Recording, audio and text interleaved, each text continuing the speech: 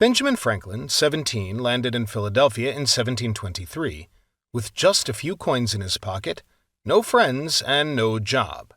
A mighty challenge for an enterprising lad. He was ready for it.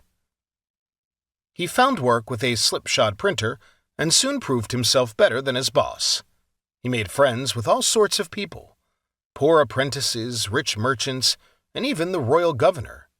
7 years later, he opened his own print shop. Franklin meant to become the best and the hardest working and the richest printer in Philadelphia.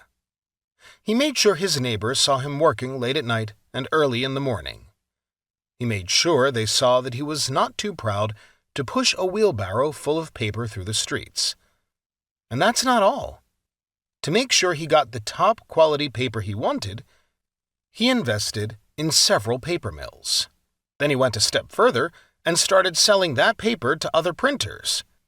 He became the largest paper supplier in the colony. And that's not all. Franklin hired printers' apprentices.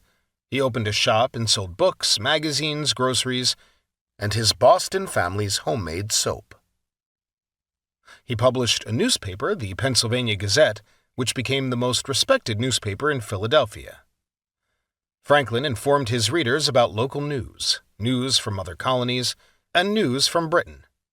He also entertained them by printing letters that poked fun at leaders, as well as ordinary folks. Silence Dogood remained silent, but Franklin and other secret authors signed their letters Martha Careful, Celia Shortface, Alice Addertongue, Harry Meanwell, and Anthony Afterwit.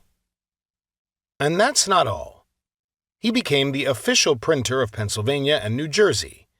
He designed and printed paper money, and made the designs so complicated that counterfeiters couldn't copy them. He was shrewd as well as skillful. And on top of all that, every year, he wrote and published Poor Richard's Almanac, a runaway bestseller filled with farming advice, weather predictions, and recipes.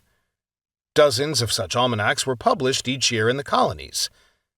But Franklin's included something special: the life and times of a hapless character named Richard Saunders and his wife Bridget, who scolded him for being so poor. Poor Richard, Franklin in disguise, filled the almanac with funny stories and clever sayings that we still remember today. It sold in all 13 colonies and made Franklin a household name. People from New England to Georgia began to talk about that inventive printer from Philadelphia.